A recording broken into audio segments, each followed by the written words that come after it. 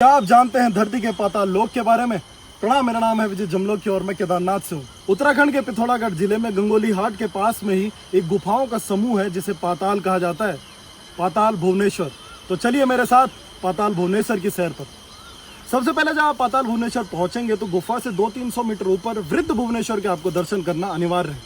यहाँ पर केदारनाथ शिवलिंग का प्रतिरूप है, उसके दर्शन कीजिए और आगे बढ़िए। अब आप पाताल भुवनेश्वर की गुफा में एंट्री करने जा रहे हैं। जैसे ही आप एंट्री करते हैं सबसे पहले आपको दर्शन होते हैं शेषनाग के। ऐसे लगता है शेषनाग ने मानो अपने फन पर पूरी पृथ्वी का भार उठा रखा है।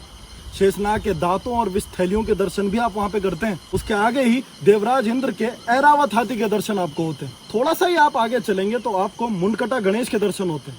जी हाँ, मुंडकटा तो केदारनाथ के पास है ना, पर उसी का प्रतिरूप वहां पर भी आपको मिलता है। मुंडकटा अर्थात जब शिव जी ने भगवान गणेश का सर काट दिया था तो उनका जो सिर्फ धड़ बचा था उसके दर्शन वहां पे होते हैं, जिसपे निरंतर जल अभिषेक हो रहा है।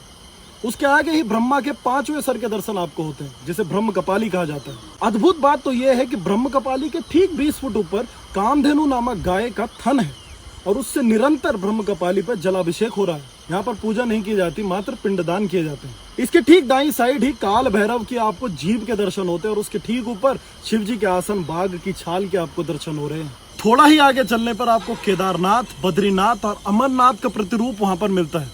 मैं तो भौचक्का रह गया था ये देख के कि केदारनाथ के समान तिकोना शिवलिंग वहीं पर है, अमरनाथ के समान शिवलिंग वहीं पर है और बद्रीनाथ जी के दर्शन आपको वहीं पर हो रहे हैं। अब आगे जब आप चलते हैं तो बाईं तरफ को शिव जी की जटाएं हैं जिनसे निरंतर जल अभिषेक हो रहा है 33 कोटि देवी देवताओं पे, और उसके ठीक दाईं साइड को अमृत कुंड है जिसकी रक्षा हंस स्वयं कर रहा है और हंस की प्रतिमा के दर्शन भी आपको साक्षात रूप से होते हैं। यहीं पर आपको चारों युग सतयुग, द्वापर, त्रेता और कलयुग के दर्शन होते हैं। कलयुग का जो पिंड है वो सबसे बड़ा और कहते हैं कि जब वो धीरे धीरे बढ़ रहा है और जब अपने चट्टान जो उसके ऊपर है उसको छू जाएगा, पृथ्वी वहीं पर विनाश की ओर अग्रसर हो जाएगी। आगे चलते चलते फिर आप पहुंचते हैं मुख्य पाताल भुवनेश्वर के शिवलिंग पर। शिवलिंग के ठीक ऊपर दाईं साइड को ब्रह्मा, विष्णु, महेश की प्रतिमाएं हैं। तो अद्भुत चमत्कारी बात यह है कि पूरी गुफा में पानी है।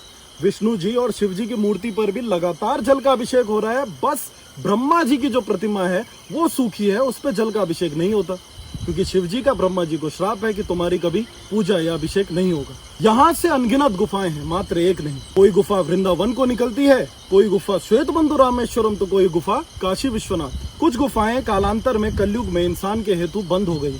त्रेता युग में इस गुफा की सबसे पहले खोज सूर्यवंशी राजा ऋतुपर्ण ने की थी। उन्हें शेषनाग ने ही पूरी गुफा के दर्शन कराए थे और सारे देवी देवताओं के दर्शन उन्हें हुए थे।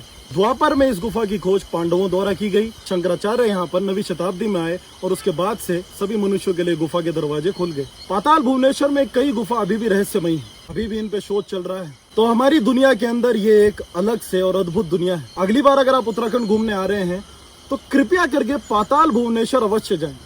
मेरा तो ये एक ड्रीम प्लेस था, स्वप्न जैसा था।